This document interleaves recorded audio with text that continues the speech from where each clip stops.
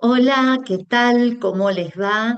Aquí estamos nuevamente con una entrevista al doctor Miguel Alberti, que, bueno, a- agradecemos muchísimo que haya aceptado este encuentro para las entrevistas del grupo GIEM Filosofía de la Universidad Nacional de Mar del Plata. Querido Miguel, muchas gracias por estar aquí y te escuchamos. Bueno, no, gracias a vos. Me encanta la invitación y la posibilidad de charlar de esto. Como primera cosa, me gustaría charlar acerca de, o comentar cómo fue que fui a parar a la carrera de filosofía. Pues en realidad es un recorrido bastante raro con algunos puntos medio azarosos. Eh, yo leía mucho, digamos, cuando estaba terminando el secundario. Literatura, nada que ver con filosofía, sobre todo literatura siglo XIX, romanticismo, realismo, etcétera, nada que ver en un primer momento. Y fui a parar en un momento a una obra de teatro, pero buscando en los libros que había acá, en la casa de mis viejos, Sí. en esa biblioteca, y en una oportunidad fui a parar a Ifigenia en Tauride de Goethe, Ah, que es sí. una versión que hace de la tragedia de Eurípides. Todavía no estamos tan cerca de la filosofía, pero eso, cuando leí esa obra, que estaba mucho más engranada en las cosas que solía leer, ¿no? En siglo XIX europeo, 18-19, y ahí quise conocer la original. Entonces me conseguí la tragedia de Eurípides, leí la versión original, bueno, la versión original conservada, ¿no? Y de ahí me entraron ganas de seguir explorando ese mundo de las tragedias y qué sé yo. Y llegué en un momento a Ajax de Sófocles y sentía que me faltaba un montón de contexto. Entonces empecé a ir cada vez más hacia atrás Sí, y leí la Ilíada, la Odisea, etcétera. sí. Y, y así fue que en un momento, como haciendo una especie de reconstrucción de la literatura griega y chusmeando en alguna historia que había a mano de eso, de literatura antigua, fui a parar a Platón. Y ahí se disparó otra cosa, ¿no? Ahí dije, esto me interesa un montón, me encantaba sobre todo por el lado de la argumentación y el razonamiento, cómo estaba armado, ir viendo cuál era el detalle o el error que había en la argumentación del interlocutor de Sócrates y todo eso, Claro. fue algo que me enchufó muchísimo. A lo que llegué haciendo eso, ¿no? Como una especie de caminito de la historia de la literatura griega, en realidad, ¿no? En realidad entré por la literatura. Y esa cosa medio mixta permaneció hasta ahora en mis intereses y en mi trabajo. De hecho, actualmente la materia en la que estoy como en la que más estoy, digamos, la que más responsabilidades tengo, es lengua y literatura griegas, ¿no? ¿Mm? Y bueno, eso fue como el puntapié inicial, ahí arranqué la carrera, arranqué las dos carreras en realidad, arranqué letras y filosofía. Y tuve la Sí. introducción a filosofía de una docente que fue decisiva para mí, que fue Esther Ginás, Ah, eh, sí, claro. la recordarás, Sí, muy ahora amigas. jubilada. Sí, Bueno, y ahí sus clases de introducción me hicieron ver que era sí, evidente que tenía algo que me volvía, que me interpelaba mucho. Pero no fue inicialmente la filosofía antigua lo que más me enganchó. De hecho, conforme fui avanzando con la carrera, llegó un punto que sí fue lo que me marcó inicialmente mis intereses en filosofía, que fue, no me acuerdo dónde, si en gnoseología o en moderna o dónde, pero fue la filosofía de Kant. A mí lo primero que me atrapó por completo fue la crítica de la razón pura. sí. Y Kant en general. Empezó a ver Sí, algo, todas las materias que hacía, todos los finales que tenía que preparar terminaban siendo sobre Kant. Incluso hice un seminario de filosofía de la matemática y el final lo hice sobre Kant. Todo, sí, filosofía de la historia, filosofía política, cualquier materia que hacía, iba a ver sí, qué había hecho Kant sobre eso y preparaba el final de esa manera. Y así fue, bueno, eso de hecho se mantuvo, mis primeras becas de investigación fueron sobre Kant, me dedicaba al problema de la cosa en sí, sí, algo muy abstracto, abstracto y muy de esa cosa de la filosofía haciéndose las preguntas sobre lo que para todos es permanentemente obvio, que es que las cosas existen y que están ahí con independencia de nosotros. Bueno, esa pregunta me llegaba mucho durante un tiempo. Y sobre el final de la carrera y cuando ya se iba llegando el momento de decidir para dónde me iba a orientar en el doctorado y todo eso, algo se empezó a resquebrajar, como que no me sentía tan a gusto con esa investigación. Me empezó a Ujú. resultar demasiado despegada de la cotidianidad. Tuve una especie de crisis filosófica en ese momento y de hecho fue lo que llevó, después de muchas vacilaciones, a que el doctorado lo hiciera en letras. Se Claro, me, se me fue sí, resultando en un momento algo como demasiado suelto, digamos, de la vida concreta real. Ese problema tan abstracto al que me había venido dedicando durante varios años, 3 o 4, me había como agotado, por así decirlo. O sea, lo sí. sentía demasiado poco vinculado conmigo mismo. No sé, Ujú. algo se rompió. Sí, Y tuve una intuición de que la que iba a salir ahí al rescate de todas esas preguntas que dejaba eh, como respondidas por la negativa, la filosofía de Kant, todo eso que Kant, la filosofía de Kant, la dialéctica trascendental, digamos, ¿no? Que dice sí, sobre esto, no vale la pena intentar conocer, no tiene sentido intentar conocer, no lo vamos a lograr. Si se puede tal acceder cual. de alguna manera, claro, a todas esas cosas será por Sí, otra vía. En el caso de Kant, a través de la fe. Por ejemplo, ¿no? Y lo que a mí se me empezó a plantear como intuición, que resultó estar bastante alineado con lo que efectivamente pasaba en la historia de la literatura de fines del siglo XVIII en Alemania y principios del siglo XIX, es decir, en las décadas posteriores a Kant y sobre todo después de la aparición de la doctrina de la ciencia de Fichte, que a través del arte en general y a través de la literatura en particular, a lo mejor se podían sondear esos espacios que Kant había dejado puestos entre paréntesis, ¿no? O que le había negado el acceso al conocimiento, a esos espacios de sí, trascendencia y todo eso, y que a lo mejor a través de una experiencia artística más, qué sé yo, que quisiera jugar otros aspectos de la subjetividad, se pudiera entrar en algún tipo de contacto, no cognitivo, digamos, con sí, ese claro, aspecto, que de todos modos nos sigue sí, interpelando, ¿no? Y encontré en el romanticismo alemán esas preguntas y esos intentos, ¿no? De llegar, gente muy sí, formada en filosofía, sí.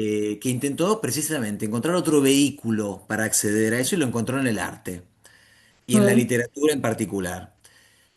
Y bueno, ahí buscando lo que presenté para el doctorado era un poco más amplio, pero finalmente quedó muy fijo en la figura de Novalis, que es sí, un pensador muy a mitad de camino sí, entre la literatura y la filosofía. Sus primeros textos, de hecho, son estudios sobre Fichte, lo que tal conservamos. cual. Así que, bueno, ese fue el tema del doctorado y de hecho el libro que se hizo sobre la tesis doctoral se llama Romantizar el mundo, poesía y filosofía en la obra de Novalis. O sea, viene ahí de nuevo reunidas una cosa con la otra. Cuestión que en el camino, yendo a lo que es mi trabajo en la actualidad y a lo que me dedico ahora, que está en el ámbito de la filosofía antigua y de la literatura griega, en el camino empecé a volver a acercarme, porque claro, durante una cosa que no comenté, durante los años de formación universitaria, de grado, siempre había estado en paralelo la cuestión de las literaturas clásicas, lenguas y literaturas clásicas. Mis materias optativas siempre fueron esas, latín, lengua y literatura latinas 1, 2, 3, los niveles de griego también. Y eso era para mí como una especie de refugio de la cosa a veces tan pantanosa y resbaladiza que tiene la filosofía, en donde es algo que me parece maravilloso y que me encanta, pero que al mismo tiempo tiene permanentemente una cuota como de abismo, ¿no? Que Sí. no se sabe Ahí muy está, bien, sí. que las Y ahí respuestas está nunca lo están del rico. todo claras. Sí, Bueno, claro, hay algo ahí que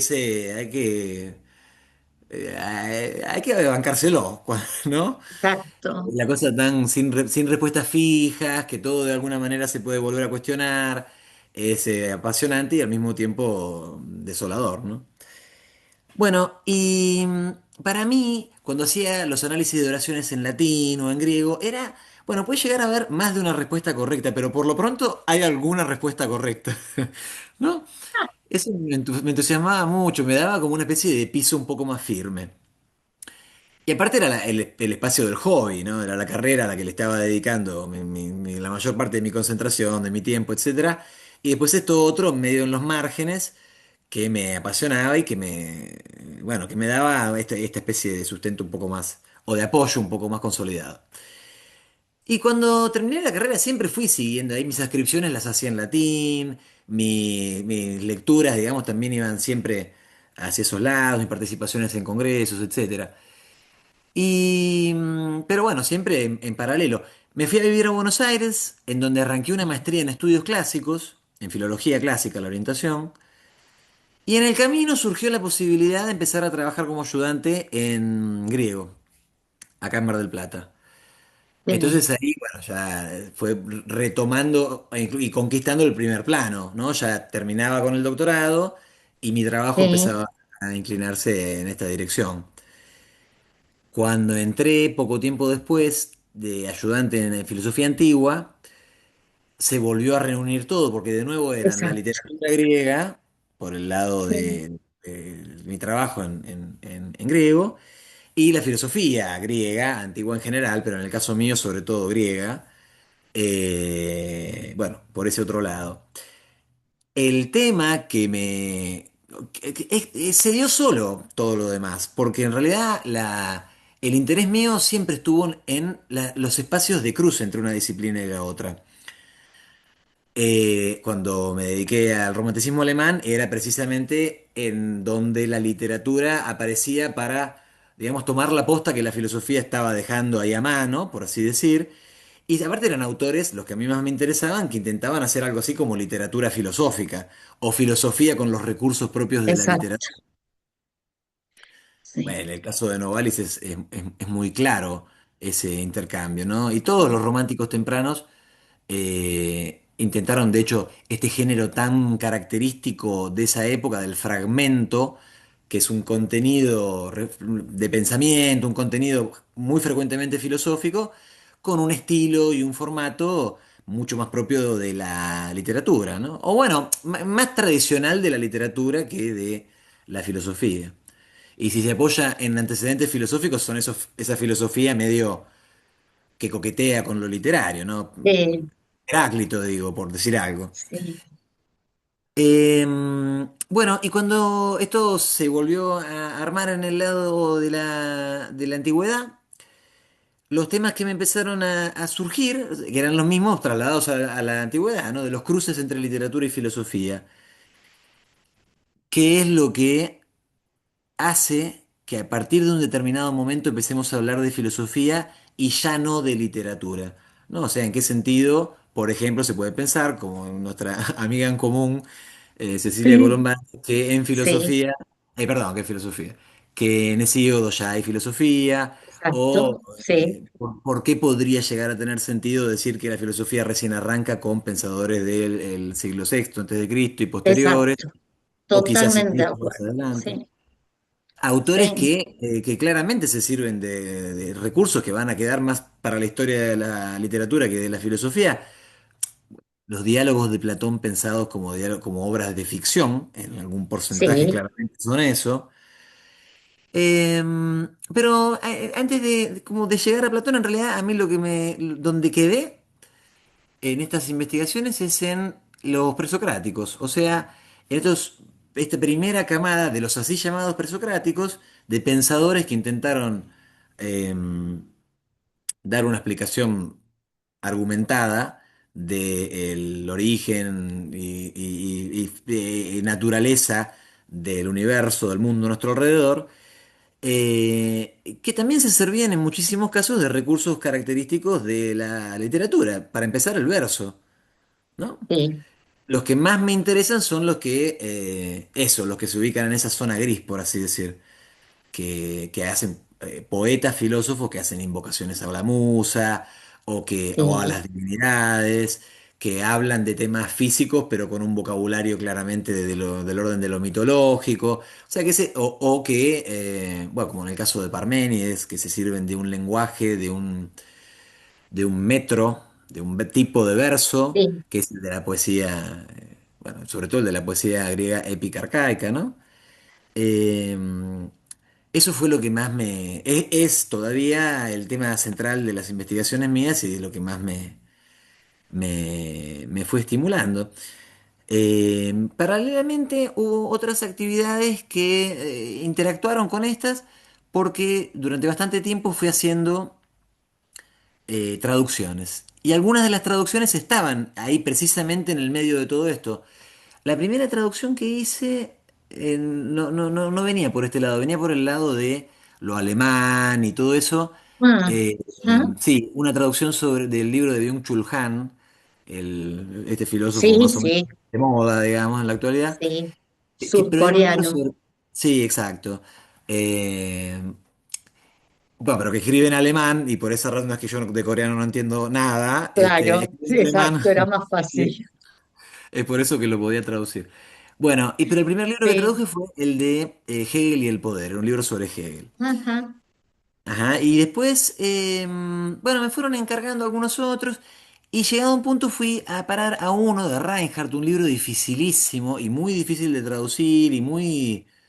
me hizo pasar momentos de bastante zozobra, porque un tipo que escribe muy difícil, pero un experto total, un sí, clásico de la filología, sobre Platón y específicamente sobre los mitos de Platón, ¿no? ajá, Así que ahí de nuevo estaban interactuando mis distintos intereses en eso que ya era un trabajo, digamos, ¿no? Pero bueno, un trabajo muy vinculado con lo mío, con mis temas, con mis intereses. Así que es eso. En general, de hecho, cuando doy las clases, la, lo que destaco cuando voy explicando las clases, los temas que vamos conversando de filosofía antigua, lo que a mí más me apasiona de destacar, más allá de los puntos en los que cada uno de los filósofos que vamos viendo fue significativo para la historia de la disciplina, qué es lo que le fueron aportando a la historia del pensamiento, bueno, digamos el contenido de lo que podemos reconstruir de la doctrina de cada uno de ellos. Una de las cosas que a mí siempre me estimulan más para destacar en la clase, para charlar con los alumnos y demás, son estas, ¿no? Donde, por ejemplo, en sí, Parmenides se da qué valor tiene, o qué importancia tiene, o qué justificación, qué explicación tiene que haya tenido, que haya tomado la decisión de, para empezar, escribir en verso. La prosa ya existía, ¿no? Ya se había sí, usado prosa para investigaciones que hoy llamamos filosóficas. Eh, es decir, que podría haber optado por otro registro. ¿Por qué escribe en sí, verso? ¿Por qué también, escribe en hexámetro específicamente? ¿Por qué hace ese sí, proemio en el que hay una especie de iniciación que atraviesa a lo largo de una larga serie de versos, en donde aparecen todas unas figuras muy cargadas de simbolismos? ¿Qué es todo eso? ¿Y qué necesidad tenía, digamos? ¿Qué es lo que está ganando su discurso a partir del momento en el que se sirve de todas estas otras cosas que mm, parecen ajenas por lo menos al ámbito de la argumentación pura y dura que se va a venir después en la medida en que avance el poema suyo, ¿no? Eh, por otro lado, por ejemplo, no sé, no vemos argumentación propiamente dicha en los fragmentos de Heráclito. ¿Qué es lo que lo estimula tanto de estas imágenes? Bueno, me gusta mucho trabajar a los primeros pensadores de una reconstrucción estándar de la historia de la filosofía, los que aparecen en primer lugar. Disfruto mucho y me interesa mucho trabajarlos a partir de ahí, de esa zona como de interacción entre un pensamiento, sí. lo que después vamos a llamar pensamiento filosófico propiamente dicho, y estas otras zonas, ¿no? Sí, yo coincido con todo lo que estás diciendo, también he incursionado en los románticos alemanes, sobre todo en Novalis, y Ujú. de esto que decías, porque cuando yo ingreso a la universidad en el año 73 fue precisamente el año en que se separó filosofía de letras. Antes Ajá. se cursaban juntas, la carrera era Ujú. filosofía y letras. Y realmente es una pérdida muy grande, como esto que vos estabas diciendo. Y yo siempre me interesé por la parte literaria y siempre incorporé novelas, poemas, etcétera, o sea, la literatura que tenía que ver con lo filosófico que estaba investigando. Y otra, o preparando, ¿no? Para las clases. Y otra de las cosas que también me parece una pérdida muy grande es el hecho de que ya no sea obligatorio latín y griego, Sí, sí, porque con Cecilia, que estudiamos muchos años juntas en la carrera, em, tuvimos 4 niveles de griego y 3 de latín. sí, sí, sí, sí. Y eso sirve muchísimo porque te abre un campo totalmente diferente, sobre todo por la herramienta nuestra, que es la palabra, Mm, y de dónde vienen esas palabras. ¿Cuál es la significación en la proposición, etcétera? mm. Sí, ese es un tema que vuelve mucho, ¿viste? Porque hay algo, sí, generalizado de sensación de esto en realidad es evidente que venía bien como herramienta para cualquier persona que se quiera formar en filosofía, independientemente Sí, de que después le vaya a interesar la filosofía francesa de la Ilustración, ¿viste? Como no, no sí, pasa por ahí. pero yo, por ejemplo, que hice el doctorado fuera de Argentina, a mí me sirvió mucho latín y griego para poder incorporar, también estudié francés muchos años acá en la Alianza, pero el latín y griego me permitió incorporar las nuevas lenguas Claro, bueno, y sí, hacer traducciones en además. alemán también. Claro, Sí, claro, claro, claro, claro. Sí, es un tema. Acá en Mardel está viste, está la opción de hacer hasta un sí, tercer nivel que más o menos debería poder dejarte lo suficientemente a mano la lengua griega como para que alguien con buena voluntad y una, ¿no? Una actitud así, ¿cómo se dice? Empeñosa, se arregle. Pero sí, son cuestiones de los planes de estudio y parece bastante sí, consolidado que las clásicas van perdiendo terreno. También en el ámbito de las traducciones, viste, que se han desarrollado tecnologías que van avanzando tan rápido y sí, que van poniendo un signo de interrogación sobre el carácter indispensable o no de este tipo de aprendizajes. A mí, por supuesto, es mi disciplina, o sea, a mí me parece sí, central y me parece muy valioso. Me parece que es evidente que para cualquier persona eh, es algo enriquecedor y útil a la hora de avanzar en una carrera como esta.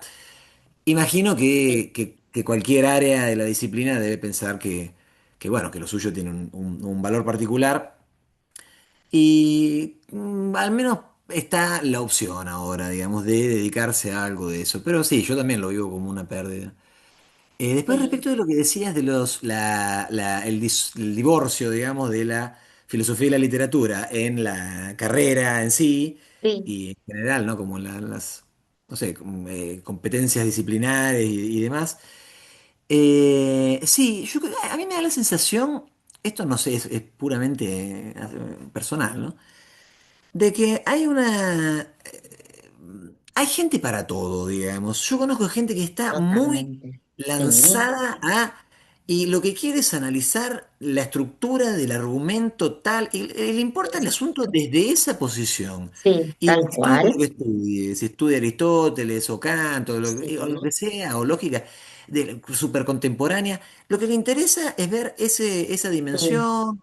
Está preocupado, no, no le interesa si esto se dice en verso, no, me da lo mismo, lo que me importa es ver la estructura. exacto, Y personas a las que nos gusta exacto.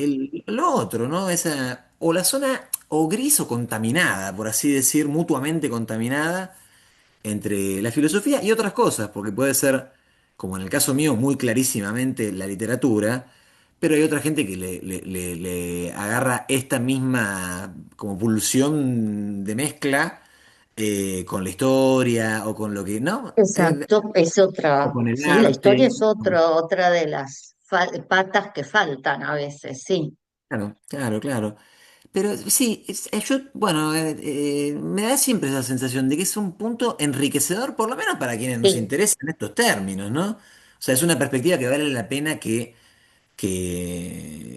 o que sí, resulta valioso que exista. No, no, no, para nada impugnaría las investigaciones que prescinden por completo no, de de todo lo ningún demás. modo, Me da la sí. sensación de que se enriquecen, de que se completan, ¿no? A mí me Lo que parece que pasa siempre salimos ganando.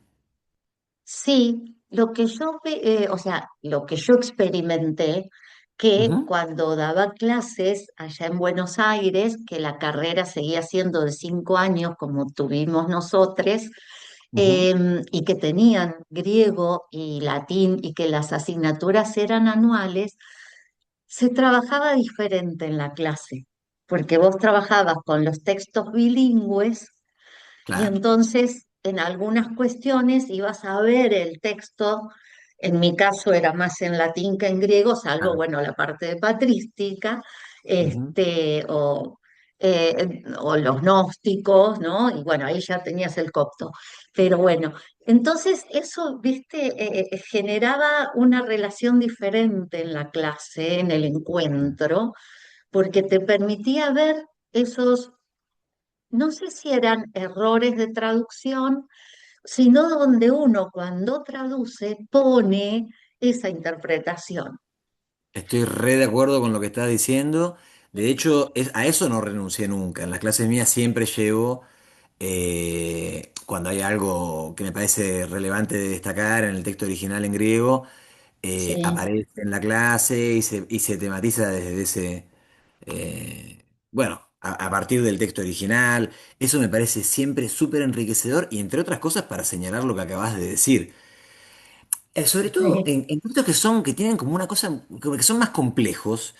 Sucede mucho que nos manejamos con traducciones y las traducciones son muy diferentes en muchos casos y eso se entiende a partir del original, ¿no? O sea, ¿por qué? Es que sí, uno dijo tal cosa y otro dijo tal otra y de repente las ponemos una al lado de la otra y aparte con cuál me quedo. Y bueno, el desafío está en que logres construir una que te resulte satisfactoria, ¿no? Y tal para eso el cual. conocimiento de la lengua original es imprescindible.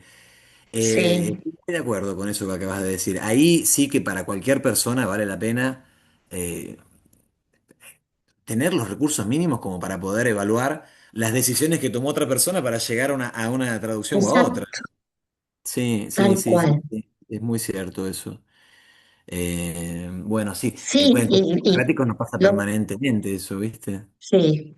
Y también otra de las cuestiones, bueno, yo no he trabajado toda mi vida con manuscritos, pero con los pocos manuscritos que he trabajado, por ejemplo, en muchos casos me ha pasado que no tienen signos de puntuación. Y Claro, entonces sí, ya claro. sabemos cuando ponemos una coma acá o una coma allá o un punto acá, un punto allá, ya cambió la significación del Y texto. y esa fue la decisión que tomó alguien, pero la tomó Exacto. alguien milenios después, en algún caso, de Sí, claro, sabemos que escribían, o sea, los manuscritos más antiguos no tenían puntuación, no tenían espacio entre las palabras, no tenían diacríticos, no nada. tenían nada. Todo junto, sí. Claro, de modo que Sí, sí, sí. lo que llega a nosotros, es tal cual lo que decís, ya el texto griego o latino que llega a nosotros supone de generaciones y generaciones y generaciones de personas tomando decisiones respecto de cuál sería la lectura más probable. Además Exacto. de todo el rollo de las copias y bueno, todo lo que se consigna después en un aparato crítico como posibilidades de lectura, los especialistas interpretando que acá hay una interpolación, que acá lo fragmentario de lo que nos llega. Eso a mí me conmueve mucho, no de la Sí, antigüedad en sí, sino de todo el trabajo esmeradísimo y colectivo a pesar de todo, porque es un colectivo no sincrónico, digamos, sino con toda la humanidad que se fue acumulando a través de los siglos en el trabajo sobre un texto que a nosotros nos llega algo recontraprocesado sí, de centenares de personas que estuvieron involucradas para que eso llegara hasta nosotros, ¿no? Y personas sí, que le han dedicado o su vida o parte de su vida y de su talento a ir armando ese texto que finalmente nos llega. Y todos fueron tomando decisiones en el camino, ¿no? Y decidieron exacto. corregir una copia que les parecía que no daba, otra gente mucho tiempo después parangonó dos copias y dijo, no, evidentemente esta es la que es más fiel al original, etcétera, decidió poner, como decís vos, una coma en algún lado o un punto en algún Sí, lado, o un signo de interrogación en algún lado, con lo que cambia el exacto. sentido completamente de lo que nos llegó. Totalmente. Sí. Es No, tremendo sí, eso. tal cual. Es así. tal cual. Y esto que vos decías, ¿no? Los textos que están escritos sin espacio entre palabras. Y Sí, claro, entonces, eso, así no. ahí le puse. Ahí Sí, está. sigamos. Este, sí, bueno, eso es, es de las condiciones materiales para que haya llegado algo a nosotros y todo lo que tiene en el camino, a mí me pega mucho, me parece algo muy conmovedor de dedicarte a a estas ramas, ¿no? Hay también de textos más cercanos tienen sus problemas de interpretación y demás, aun cuando se hayan conservado lo más bien. Todo eso se Sí, tal multiplica cual. hacia atrás, ¿no? Porque en las copias también se modifican cosas. Ni Al hablar. copiar un Sí, texto contemporáneo también se modifican algunas cuestiones, sí.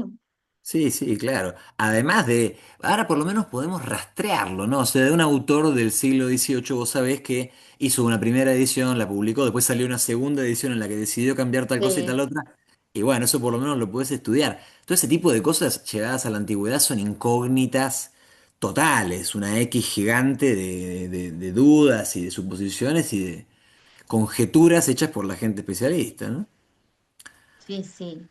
Así que gracias, Miguel, mil gracias. Y estos minutos Bueno. que quedan antes de que se termine el tiempo de grabación, para lo que quieras comentarnos. No, mira, te agradezco vos, me pareció súper, es muy lindo hacer esta reconstrucción de, ¿no? Del camino por el que uno fue llegando a algo. Yo no sé, pensando en eso mismo, digamos, de cómo fue tan azaroso todo, yo creo que solo se pudo, o sea, que fui llegando acá a la situación en la que estoy, de trabajo y de líneas de investigación y demás, en buena medida gracias a azares a los que me fui abriendo.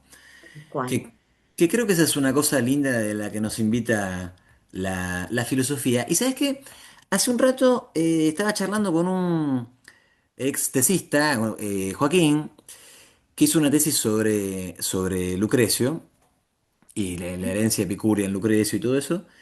Y le comentaba de otro tesista que ahora está Julián, que está empezando a pensar su tesis sobre el concepto de destino, o sea, cómo funciona el destino en Edipo Rey, en Sófocles en general y en Edipo Rey.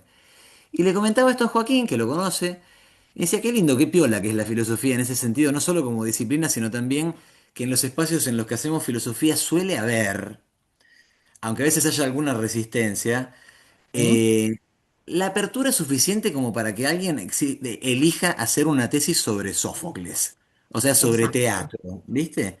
Y que eso exacto. sea recibido por lo menos con tolerancia, digamos, y muchas Sí, veces con entusiasmo. sí, Me parece que es algo muy piola, sí, muy sano de nuestra disciplina en general, ¿no? Esa cosa como omnívora que tiene la filosofía, de que todo sí, puede tal ser objeto cual. de su interés, me Sí, parece algo de lo que más me enamora de la disciplina hasta hoy. Esa sería, buenísimo. creo que es lo que más, con lo que me quedo, porque sí, mira, justo fue una cosa que charlaba hoy que realmente creo Sí, acerca de nuestro trabajo. sí, coincido plenamente, ¿no? Pues, y yo también a los estudiantes les decía, o sea, hay tantos temas para investigar, para hacer una tesis, hay tanto todavía sin traducir y a veces se encierran, viste, en los más famosos, les digo yo, ¿no? Y hay otras cosas que son sumamente interesantes, sí, tal como decías vos. Y la filosofía permite esa apertura si somos abiertos, obvio, porque también hay Exacto. gente dogmática en la filosofía, Es como en verdad, es todas verdad. las áreas. Pero nos brindamos más a la apertura que, creo yo, que por defecto, ¿no? Nos brindamos más a la apertura que otra disciplina porque ¿no? Está un poco en el ADN de la filosofía misma esa apertura, ¿no? Sí, tal cual, tal cual.